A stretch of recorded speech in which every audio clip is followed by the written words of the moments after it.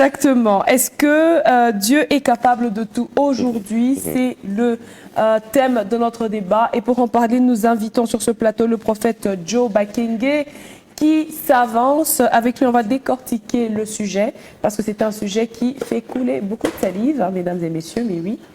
Bon matin, bon matin à vous, prophète Joe. Je vous en prie et bon retour sur ce plateau. Hein. Merci. C'est un plaisir de vous avoir encore une fois. Le plaisir est partagé, content et béni de vous revoir encore si brillant, si beau, merci. si frais. Donc, merci son courage. Le si frais là, c'est ce qui m'a retenu. Ah ah, toi t'aimes tout ce qui est fraîche. Hein. Bon, allez, on va débuter. Très bien. Avec Kaby, quand on commence, on n'a jamais terminé. Vraiment. Bon, déjà, on va vous poser une question. Est-ce que les églises aujourd'hui distribuent plus de rêves que de foi, vous croyez? Non, moi je ne crois pas à ça. Parce que... C'était prévisible que vous disiez non, mais bon, voilà. On veut quand même que vous motiviez. Je suis dans l'église, donc... en fait, c'est ce que le courant, c'est ce que les gens du dehors disent. Ouais. Même ceux du dedans également. Non, mais nous de l'église, nous qui sommes grandis, criés en Dieu et tout ça, nous savons ce que les choses de l'église fonctionnent en fait. Très bien. Bon, les choses de Dieu, c'est comme un jeu. Hein. Les choses de Dieu, c'est comme un jeu, c'est comme un peu de théâtre et tout ça. Mais si tu mets la foi, tu vis les résultats. Oui, Je mais... peux donner des exemples bibliques. Donc quand vous dites, quand tu mets la foi, ça veut dire que la foi doit venir de moi. Ce n'est pas vous qui créez la foi en moi. La foi doit venir de moi dans tout ce qui est en train d'être fait. Non, non, la foi ne vient ni de moi ni de vous, mais la foi vient de la parole de Dieu. Ok. On doit se comprendre là. Très bien. Ça ne vient ni de l'homme de Dieu, ni de la personne, mais de la parole de Dieu. D'accord. Maintenant, la Bible dit, la foi vient de ce qu'on entend, et ce qu'on entend vient de la parole de Dieu. Donc de Voilà. Dieu. Ça veut dire que c'est là que provient la foi. Voilà. Mais maintenant, justement, en prêchant cette parole de Dieu-là, Ok. on prêche, on a un verset biblique à la clé, on le proclame, on le déclare et tout. Mais après, un moment, c'est « tu vas faire ceci, amen. Tu iras là-bas, amen. Tu obtiendras ça, amen. Tu vas... » Ok, bon. Dans tout ça, quand vous me dites « je serai millionnaire », j'écris « amen ». Je n'ai même pas $100 dans mon compte bancaire. Je n'ai même pas de compte bancaire d'abord pour commencer. Hein. Si j'en ai un, il y a des moins dans mon compte bancaire. Mais je crois que je vais devenir millionnaire. Je sors de l'église avec, voilà, allez, je me dis, c'est un rêve et tout. Je me dis, je me réconforte. On me l'a dit à l'église. On me l'a dit, on me l'a dit, donc je vais le vivre. Et en plus, j'ai entendu le témoignage de quelqu'un, le pasteur a appelé quelqu'un devant, qui a témoigné que lui, il avait commencé, comme les gens disent, hein, les restaurateurs qui disent qu'ils ont commencé avec un grain de riz. Là. Il avait commencé avec $10. Aujourd'hui, il est à la tête d'un empire. Donc moi aussi, ça va se faire. Mais quelques mois après, les mois même c'est beaucoup, quelques jours après, la personne est complètement désillusionnée. Sa condition est pire que lorsqu'il avait entendu le message qu'il serait millionnaire. Tu peux répondre? Allez-y.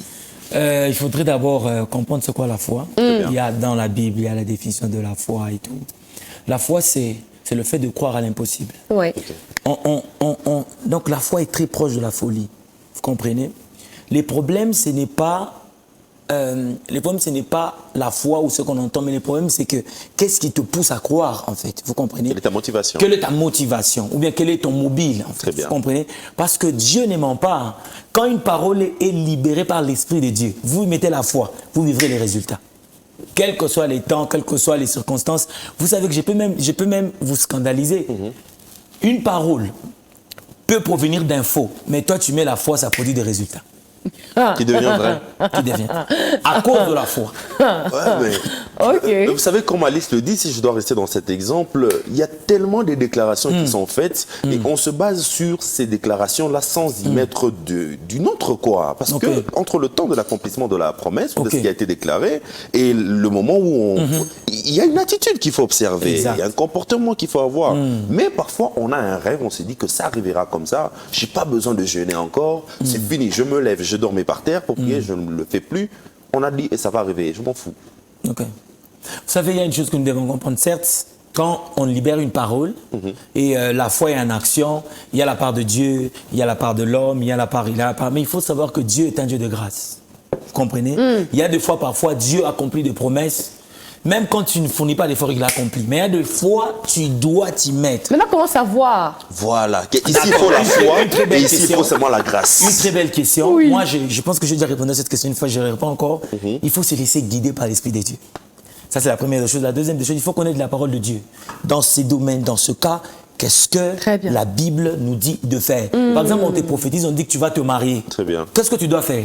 Commence déjà à arranger ton caractère, ton comportement. Si tu ne connais pas préparé, exerce-toi déjà. Tu sais que non. Sois dispo sur le marché. Oui, si tu n'arrives pas à supporter des belles-mères, tu ne supportes bien. pas les belles-mères. Et un bon caractère pour que lorsque tes belles-mères vont venir, gère-le bien. Parce que tu ne peux pas te dire, tu attends un mari, tu attends un beau mariage, mais tu ne supportes pas des visiteurs à la maison. Mais Dieu peut te donner un mari qui est le nez de la famille et il a 6 petits frères. Ils doivent venir habiter chez toi, donc tu dois savoir comment les gérer. C'est venir habiter où? Chez toi. C'est un exemple. Ah, Donc, ouais, il faut- c'est un bon exemple, apparemment. 6. Il faut se préparer, toujours. Il faut se préparer. Hein. Quand une parole est libérée, Ouais. il faut se préparer. On Ouais. y met la foi, mais on se prépare. Le problème avec nous, c'est qu'on y met la foi, ou bien on met l'espérance par la foi. Peut-être pas beaucoup de gens. Ou n'ont pas encore, on la y met foi. des sentiments On pendant met qu'on les nous sentiments, déclare. ok. On met les sentiments. parce que L'espérance, beaucoup ça de c'est bien gens- dit, ça, oui. Beaucoup de gens mettent l'espérance, l'espoir, mais pas la foi, parce que l'espérance Ouais. et la foi, c'est différent. Ah, comment? La foi, Comment? c'est maintenant. Comment? Hein, la foi, c'est maintenant. L'espérance, c'est demain, dans une semaine. Dieu fera. Dieu fera. Ça, c'est l'espérance. Mais la foi, c'est Dieu a déjà fait. La foi, c'est maintenant. Alors, est-ce que J'ai reçu. en entendre cette définition, la foi transcende le temps Ouais. et l'espérance, non, l'espérance qui transcende les Le temps, quoi, temps, qui va au-delà la de foi, temps. c'est La foi, c'est maintenant. maintenant. La foi, c'est actuel. Quand on croit, on croit. On ne conjugue pas au futur. Dieu m'a donné. J'ai reçu ma guérison. Même quand tu sens que dans ton corps, il y a des douleurs, j'ai déjà reçu. Et quand on C'est ça, la espère, foi. Mais quand on patiente. espère, on dit je guérirai. Peut-être demain sera mieux. Ça, c'est l'espérance. Vous comprenez? L'église est là d'abord pour booster notre foi. C'est d'abord la foi. It's Mais today, l'Église également today, est là today, pour today. rendre certaines personnes espérantes, quoi. Parce que si la situation ne change pas maintenant, là, on doit quand même avoir un certain bagage qui nous permet d'être patient, de telle sorte que on a une réalisation après des années. Et effectivement, il y a, vous comprenez, il y a, comment on dit, nous vivons dans le temps. Oui. Et cette foi, hein, il y a des choses que nous devons croire. Par exemple, comme je suis là, je ne peux pas dire que je croirai lorsque le Seigneur Jésus reviendra. Non, Très bien. je crois que le Seigneur Jésus va revient. revenir. Ouais. Mais dans mon espérance, je sais que l'avènement viendra, l'avènement arrivera. Est-ce que vous comprenez? La foi me pousse à vivre aujourd'hui et l'espérance me permet d'espérer demain ou d'attendre demain. Je ne sais pas si je me fais comprendre. J'ai compris ça. La foi, c'est aujourd'hui. Mais parfois, les gens ont cette... comment je dis? Ont cette confusion-là. Moi, je Mais suis d'où pas- vient la confusion? Est-ce qu'on est mal enseigné? Est-ce qu'on n'est pas enseigné du tout? Ou est-ce qu'on est têtu, nous, les gens Très qui bien, enseignent? Les trois choses sont valables. On est mal enseigné. On n'aime pas les enseignements parce qu'aujourd'hui, dans nos églises, les gens n'aiment pas les enseignements. Quand on écrit enseignement, vous allez voir 2 personnes, 3 personnes, 4 personnes. Et puis, mais quand on met d'autres thèmes, les gens viennent. Vous comprenez? Mais lorsqu'on est enseigné, on comprend. L'enseignement est très important. Très bien. Dans une église, l'enseignement est très important. Et nous devons parler sous la foi. En ces temps de la fin, la foi est très capitale. Ok. Est-ce que Dieu est capable de tout aujourd'hui?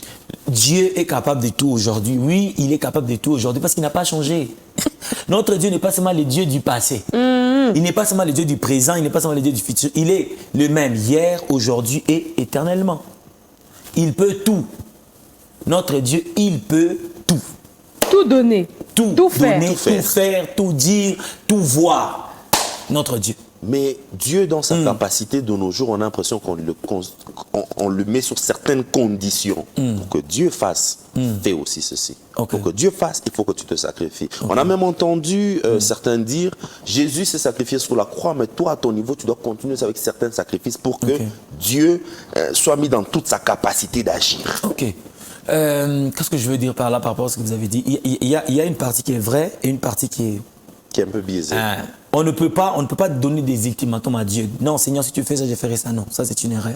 Ça c'est la première des choses. La deuxième des choses, nous devons savoir c'est que Dieu a sa part, l'homme aussi a sa part. Je donne un exemple. Un jour, le Seigneur Jésus se trouve devant le tombeau de Lazare. Oui.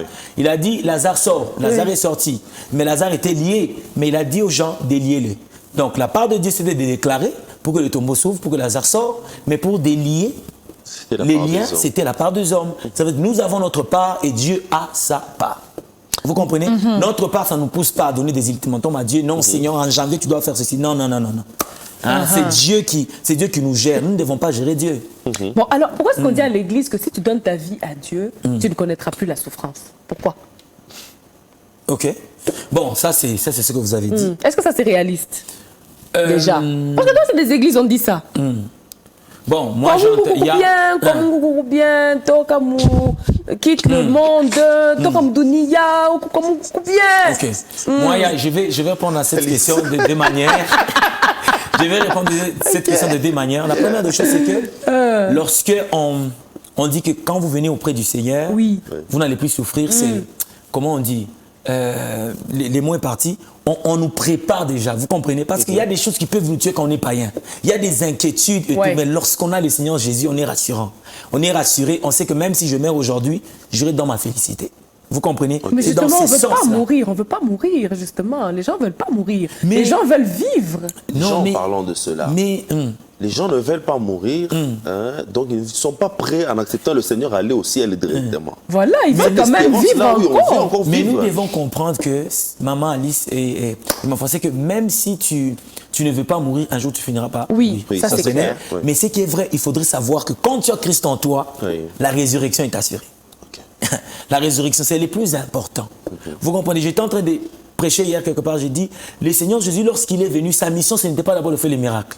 Ce n'était pas de ressusciter le mort, non. C'était d'abord de mourir, hein, afin de nous racheter, afin d'amener la rançon, d'amener le pardon du péché et tout ça. Donc nous devons avoir ça en tête que lorsque nous sommes des chrétiens, hein, les choses du monde, c'est important, mais ce qui est plus important, c'est la vie éternelle. Très bien.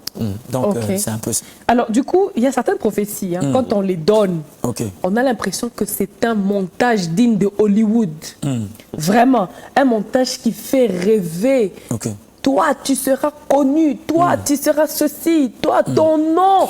C'est compliqué. Les gens applaudissent en désordre à l'église. On vient sceller. C'est compliqué, hein? Ce genre de prophéties-là. On te voit à la tête de la nation. On te voit dans le gouvernement. Des prophéties, vous dites waouh.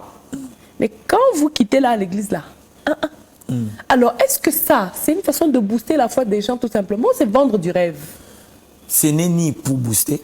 Ce n'est ni vendre le rêve, mais c'est la vérité. Vous savez, souvent quand un message sort, parfois, il n'y a pas cohérence entre la prophétie et la personne. Voilà. C'est ce qui nous détermine réellement que c'est Dieu. C'est comme ça que la Bible dit, nous reconnaîtrons le vrai prophète par l'accomplissement de leur promesse, par l'accomplissement de leur prophétie en fait.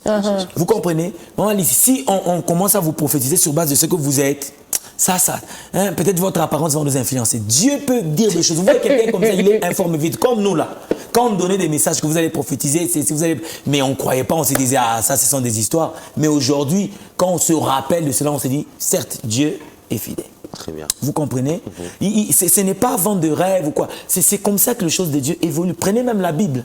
Lorsque le Seigneur a montré Joseph dans un rêve, il a vu que la lune, les étoiles s'est prosternées devant lui. Mais qui était Joseph en ce moment-là? Un garçon de 17 ans qui n'avait rien. Mais après quelques années, il a compris la signification de la vision. Vous comprenez? Pareil avec nous aujourd'hui. Moi, je crois à une parole prophétique. Une parole provenant d'un prophète qui craint Dieu, un pasteur qui craint Dieu. Moi, je crois en ça parce que j'ai vu des choses se réaliser. J'ai vu des choses se réaliser. Quelqu'un qui n'était rien, qui n'avait rien, Dieu a dit quelques mois après, quelques années après, quelques jours après, on a vu la réalisation de promesses. Très bien. Alors, les promesses ou les prophéties, lorsqu'on les donne, elles sont un peu comme des rêves. Donc, elles sont immatérielles, jamais réalisées. Comment on fait pour déterminer que cette prophétie est vraie, elle va vraiment s'accomplir dans ma vie? Donc, la Bible parle d'un mot...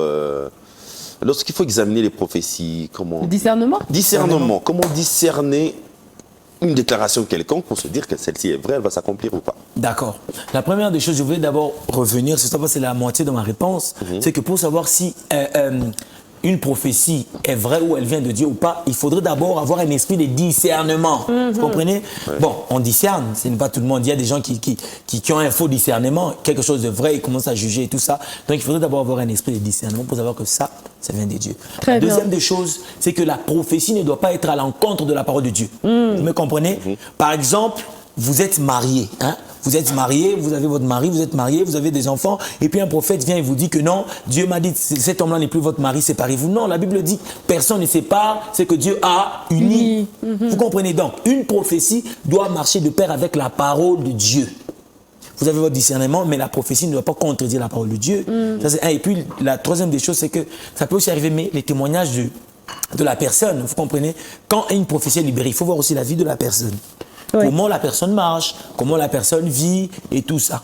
Donc, même les gens qui ne sont pas de Dieu peuvent donner aussi des prophéties, donc il faut faire très attention. La vie de la personne, son témoignage, c'est aussi important. Mais justement, parlons encore d'un autre aspect. Il y a des personnes qui se disent, quand ils vivaient encore dans... on va dire, de manière, sans connaître le Seigneur, on va rester politiquement correct, sans connaître le Seigneur, qu'est-ce qu'ils allaient? Ils allaient chez les féticheurs. C'était leur train de vie normal. Ce n'est pas que c'était des gens méchants, ce n'est pas que c'était des sorciers. Ils allaient voir les féticheurs pour avoir des réponses à des questions qui se posaient, ou alors des réponses par rapport à des situations qui arrivaient dans la maison. Telle chose se perd, des trucs. Voilà, ils vont chez le féticheur leur dit, voilà, il y a ça, il y a tel qui est contre toi, il y a tel qui fait ceci, comporte-toi comme ça, comme ça, comme ça, comme ça. Quand ces gens-là viennent dans l'église, ils trouvent les prophètes. Est-ce que ce serait une bonne chose de continuer avec cette pratique, d'aller consulter les prophètes? On prie et puis on va consulter les prophètes pour savoir. On prie et puis on va consulter les prophètes. Est-ce que le prophète est obligé chaque jour de vous dire Dieu a dit? Une très belle question. Je vais la répondre clairement. Oui. Je ne sais pas, je prie pour que les gens me comprennent. Oui. Maman Alice, dans la spiritualité, il y a le même principe. Mais deux sources différentes. Voilà. Vous comprenez? Il y a le même principe, mais deux sources différentes. La première source, c'est Dieu. L'autre source, c'est Satan. Vous comprenez? Il y a des gens qui recourent auprès de Satan pour avoir la révélation et tout. Il y a des gens aussi qui s'attachent à Dieu pour avoir de révélations. Vous comprenez? C'est lui qui sonde les cœurs et les reins. C'est Dieu. Vous comprenez? C'est lui qui sonde les cœurs et les reins, c'est Dieu. Celui qui connaît le présent, le passé, le futur, c'est Dieu. Ça veut dire que si, par exemple, quelqu'un vient à l'église et prie pour chercher la volonté de Dieu au travers d'un prophète, il n'y a pas de mal. Il n'y a pas de péché. La Bible dit dans le livre des 2 Chroniques 20-20, la Bible dit ceci, croyant en Dieu, vous serez affermis. Et puis il dit encore, faites confiance au prophète, vous aurez du succès. En d'autres termes, on dit, vous réussirez. Si quelqu'un consulte Dieu avant de faire quelque chose et Dieu lui donne des orientations, bénissons Dieu. Il n'y a pas de mal. Les gens veulent, comment je dis, les gens veulent juger, les gens veulent... détruire la réputation. Non, mais c'est comme si, au fait, on prenait le prophète comme étant un distributeur automatique. Voilà. Moi, je vais devant un distributeur, j'appuie le bouton, je sais exactement ce que le bouton va me donner. Donc, à chaque fois, je viens prophète. Dieu t'a dit quoi pour moi? Je traverse ça, ça. C'est même une question, voilà. Généralement, on se pose. Dieu a dit quoi? Dieu a dit quoi? Ces derniers temps, prophète, toi, tu ne me vois pas. Tu ne pries pas pour moi. Prophète, qu'est-ce que Dieu dit? Dieu dit quoi pour moi? Moi, j'ai des problèmes. Toi, tu ne me dis rien. Maman Alice, vous savez que cette génération, il y a un combat que les gens ignorent. C'est un combat d'information. Tout le monde veut connaître ce qui va se passer demain. Voilà. Qu'est-ce qui va se passer demain? Dans 2 semaines, il y aura quoi? Mais lorsque le Seigneur disponibilise les prophètes, moi j'ai un prophète à côté de moi, je vous poserai la question, qu'est-ce que Dieu a dit?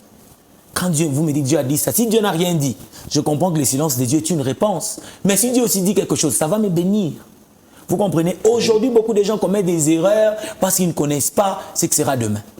Mais ils investissent dans des histoires dans lesquelles ils échouent et puis après ils commencent à regretter. Il y a des divorces qui se passent, ils se marient, non, pas la volonté de se créer le problème. Mais quand vous avez quelqu'un qui peut prier et vous donner une orientation de Dieu, ça vous amène plus loin. Très bien. Kavi a déposé son carton. Vous avez donné un élément très important. Est-ce que lorsque quelqu'un doit faire le choix pour un conjoint, doit-il aller consulter un prophète pour qu'on lui dise ceci ou cela? Je savais. Vous savez, une très belle question. Moi j'ai un témoignage. Vous pouvez avoir votre conviction. Vous voyez une dame qui vous plaît, mais vous pouvez aussi chercher les signes de Dieu. Est-ce qu'elle est de la volonté de Dieu? C'est bien, Si elle est de la volonté de Dieu, on va vous confirmer qu'elle est de la volonté de Dieu. Mais nos parents, c'était pas comme ça. Pourtant, ils sont toujours ensemble. Ils étaient vraiment païens. Ils se sont connus comme ça. Ils se sont aimés en boîte de nuit. Et puis après, l'un ou l'autre a tiré l'autre dans l'église. Vous savez, est-ce que vous savez qu'il y a de... Non, je respecte nos parents, mais nous savons tous, nos parents, Hein, il y a, ce qui faisait la force de mariage de nos parents, c'était les enseignements que nos mamans recevaient. Vous savez, nos mamans ont géré nos pères. Hein. Très bien. C'est que certaines sœurs aujourd'hui ne peuvent pas le faire. Ils ont géré. Nous, quand on a grandi, on a appris que bon, tel, notre demi-frère, notre demi-frère, notre demi-frère. Vous comprenez? Et c'est dans plusieurs familles. C'est comme ça. Mais parce que nos mamans savaient gérer les secrets. Mais oui, mais prophète, vous savez l'élément que vous avez dit par rapport à la prophétie, on se rend compte que certains pères spirituels appelés Dadi, pour qu'une jeune sœur aille s'engager quelque part, il faut que la jeune sœur vienne prendre son avis. Ça veut dire il faut que le prophète dise ce qu'il faut faire. Est-ce que ce reste une bonne pratique? Non, ça, nous combattons là. On ne veut pas que les gens dépendent vraiment de l'incide ou d'un prophète. Non. Oui. Les prophètes sont là pour donner la direction. Parfait. Vous comprenez? Pour faciliter les choses. Moi, j'ai donné un exemple. J'ai dit, vous avez déjà une vision sur quelqu'un. La sœur me plaît, elle a mes critères, son caractère, c'est bon. Vous venez consulter Dieu pour avoir, par exemple, une confirmation. Okay. C'est ça le rôle du prophète, il vous donne une direction. Très bien, voilà. En tout cas, donc on a bien compris. Il va bientôt se marier. Il va bientôt se marier. Il va bientôt se marier. Apparemment, tout a commencé par ici. Il va bientôt se marier. Oui, hein? Vous le voyez. Oui, il va bientôt Alors, se je crois marier. qu'on a un après-émission. Il va bientôt se marier. C'est qui sa marraine? C'est moi? Il va bientôt se marier. Ah bon, voilà. On va lire vos commentaires, très chers téléspectateurs. Ça chauffe sur ce plateau. C'est vous qui ne voyez pas la fumée. Nous, on la voit. Voilà. Oui, Dieu est capable de tout, mais il ne faut pas le mettre à l'épreuve. Il faut tout simplement fournir des efforts afin que Dieu agisse. Nous, on doit fournir des efforts pour que Dieu agisse. Fiston Joseph depuis Ewabora. Non, prophète, réagissez d'abord ici. Nous, on doit fournir des efforts pour que Dieu agisse. Dieu se suffit à lui-même. Dieu a la capacité de tout faire lui-même. Vous comprenez? Donc quand on dit que nous, on doit... C'est comme si on veut aider Dieu. Dieu, on ne l'aide pas. Il est d'abord grand, hein? Il est d'abord fort, il est d'abord puissant. Et alors, si on se rend disponible, il peut passer par nous pour révéler sa gloire. Ok. C'est ce que je peux dire. C'est pas à nous de faire des efforts. Vraiment. Pas trop. Bon, c'est aussi là, tu peux avoir raison dans certains domaines, mais c'est d'abord Dieu. C'est d'abord Dieu. Dieu est tout puissant. Il est souverain. Il se suffit à lui-même, il est souverain. Parfait. On continue. Ingénieur Dankita Bajikaka nous dit bonjour, bon matin. Kaby et Alice, malgré le fait que je vienne à peine de me brancher sur Malaika, je peux dire que la plupart de nos églises se basent sur des choses palpables, bénédictions, surtout nos églises de réveil. Notez bien, Monsieur Kaby, today, vous avez appris quoi à la cuisine? Une recette de Navarin de chèvre. Ah, wouh! Je suis contente. Faites comme nous après. Bonjour, Président Kaby. Bonjour, Alice, la Malaïka. Vous êtes tous bien habillés aujourd'hui. Merci beaucoup. Dieu a tout déjà fait et tout est en l'homme. C'est juste de se connaître, savoir qui nous sommes. Aujourd'hui, nous avons tous la possibilité de créer. C'est juste l'incrédulité qui met des barrières entre l'homme et ses réalités, car l'homme, c'est un Dieu. C'est Joseph Tsafnat depuis Caravia. Bonjour et bon matin à tous. La thématique d'aujourd'hui est très complexe. La Bible dit Dieu ne change pas. D'où nous devons avoir la foi, car sans la foi, il est impossible de lui plaire. Lire Hébreux chapitre 1, de 1 à 2, pour voir le canal que Dieu a prévu pour nous aujourd'hui. Pas des prophètes. C'est Damas depuis quelque part. Pas des prophètes. Apparemment, vous n'êtes pas le choix de Dieu. Prophète Joe. Oui, maman. Selon le téléspectateur qui vient d'écrire, vous n'êtes pas le choix de Dieu. Non, vous savez, c'est comme ça que j'ai commencé par dire au début que nos églises ont besoin des enseignements. Voilà. Très bien. Parce que certaines personnes disent que non, dans le Nouveau Testament, le voile a été déchiré. Voilà. Mais Agabus, le prophète Agabus, allez chercher, vous allez trouver dans les Actes des Apôtres, il n'était pas un prophète de l'Ancien Testament. Il était un prophète du Nouveau Testament. Après la mort de Jésus, la mort et la résurrection. Même sur la mort je pense de Pierre, il a dit, le propriétaire de cette ceinture, il sera comme ça, il sera comme ça. Il sera lié, tout ça. Ouais. Lisons la Bible. Vous comprenez que les gens prennent une partie de la Bible qui leur plaise et disent ça c'est moi. Non, prenez la Bible en totalité, lisons, comprenons-la et ça va beaucoup nous aider. Alléluia. Bon matin, Kaby, bon matin, Alice, la maman qui nous apporte au pays du sourire et du fou rire. Eh ben dis donc, je suis heureuse, hein. En tout cas, oui, Dieu est capable de tout. Il y a de ces gens qui ont déjà expérimenté la gloire de Dieu et qui sont pour nous un exemple de foi, comme le dit souvent mon daddy, la réalisation de ta prière ne dépend pas de l'intensité de ta voix, mais de l'intensité de ta foi. Il suffit de croire pour voir la main de Dieu. C'est question de spiritualité. Si tu n'es pas spirituel, tu ne vas rien comprendre à ce sujet. Dieu est spirituel, il est le grand je suis. Il est le grand je suis, voilà. Il y a vraiment beaucoup à dire, mais on s'arrête là. C'est signé Benito Becca. Merci Benito. Bonjour Alice, Kaby et Pasteur. Concernant le sujet du jour qui demande de savoir si Dieu peut tout faire, je dirais oui, parce que Dieu a plus de solutions que de problèmes. Il a plus de solutions que de problèmes. Il a des problèmes aussi. Ok. Des fois, il crée de lui-même certaines situations dans la vie d'une personne afin de faire éclater sa gloire à travers des multiples solutions. S'il a été capable de prédire l'avenir à travers ses prophètes, croyez-vous qu'il y a quelque chose qui peut lui être impossible dans ce siècle présent? Je ne pense pas. Il est juste waouh! Eh ben, dis donc. Awesome God, écrit par votre serviteur Arcel. Et bon matin à tous les disciples de Jésus. Bon matin! Waouh! Ça, c'est un très bon commentaire pour finir, en tout cas. En effet. Eh ben, je pense qu'on a tellement discuté sur la chose. Mais on va quand même vous laisser parler d'une activité que vous avez très bientôt, prophète. Exactement. Merci d'abord pour la parole. On est en pleine préparatif de notre culte inaugural. Ça fait pratiquement 3 mois qu'on avait arrêté avec nos activités et tout parce qu'on était en pleine construction. Okay. Alors on vient de finir la construction. Bon, on a fini. Alors on va voir nos cultes inaugurales parce qu'on aura 3 jours de culte inaugural, donc vendredi, samedi et dimanche de cette semaine. Donc le vendredi 14, le samedi 15 et le dimanche 16. Très bien. Dans les après-midi de 15h30 à 18h juste. On va voir nos cultes inaugurales et on aura des orateurs venant de partout. Si vous permettez, je peux les citer. Allez-y. Donc on aura le prophète héritier, Mousseba Oui. de Kolosi. On aura le prophète Gaël Kavande de Kinshasa et l'apôtre Hugues Tchelbumbashi. Alors, j'invite tout le monde. Je vous invite même vous, maman. J'invite Kaby aussi, je t'invite. D'ailleurs, là, on va bien parler par rapport à ton mariage. On va bien parler J'ai et hâte. tout. Je serai juste derrière lui pour l'accompagner devant la chaîne. Donc, nous l'église ou le ministère Epikaïzo Oui. se retrouve sur l'avenue du 30 juin, des écoles Kwenkinkonja. Ah, ok. Référence terminus du 30 juin. Ok. Des écoles, c'est là que nous sommes, c'est pas loin d'ici. Hein. Donc, les bus, c'est partout, les taxis, c'est partout. Ouais, c'est accessible. Ah, donc, déjà, le vendredi, ici, on sera là. 15h30. 15h30. Ça va chauffer. Avec un bon thème, un grand Dieu pour de grandes choses. D'ailleurs, j'ai aimé ce que vous avez dit, est-ce que Dieu peut tout? Dans un grand Dieu pour de grandes choses, dans notre thème, on va parler de le Dieu qui peut tout. Les dieux Tout a qui été bien peut choisi, tout. donc welcome à tout le monde. Ouais, en tout cas, tous les téléspectateurs de Bon Matin, là, vous avez entendu le débat ici. Il va se poursuivre à Epikaïzo Ministries. Yeah. On se retrouve tous là-bas vendredi déjà, à partir de 15h30 jusqu'à 18h juste. Voilà, avec le prophète Joba Kingé et tous les orateurs de marque qu'il vient de citer, qu'il a invités rien que pour nous. Voilà, Bon Matin est en train de s'achever, mais vous savez comment on termine. On termine toujours là-bas. Ah oui. Donc, prophète, est-ce que vous pouvez venir avec nous en cuisine?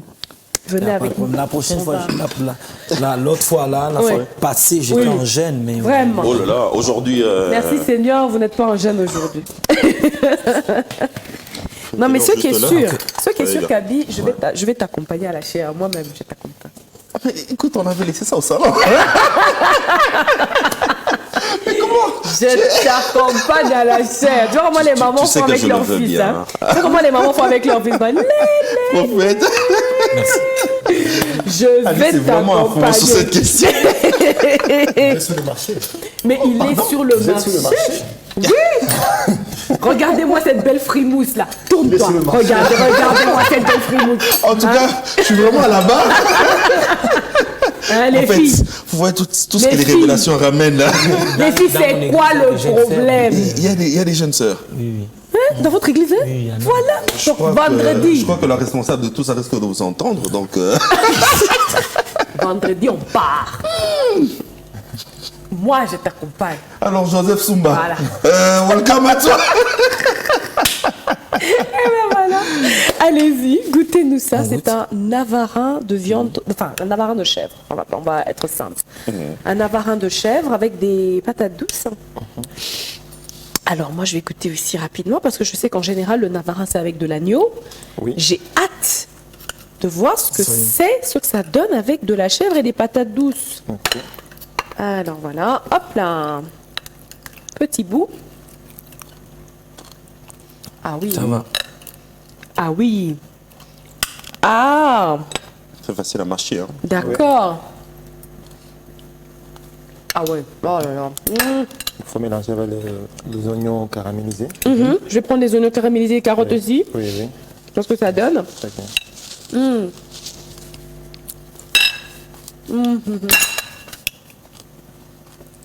Bienvenue, c'est parfait, chef. Merci beaucoup. Merci à vous, très cher chef. Merci. Et déjà, les sandwichs aussi étaient Excellent. excellents. Merci. Excellent. À notre invité, on demande aussi comment ça se passe. Non, c'est délicieux. Ouais. J'ai bien mangé. J'ai Ah, goûté, top. c'est- Vous devez finir l'assiette, sinon il ne sera pas content. On va le finir. finir. Je vais l'emporter.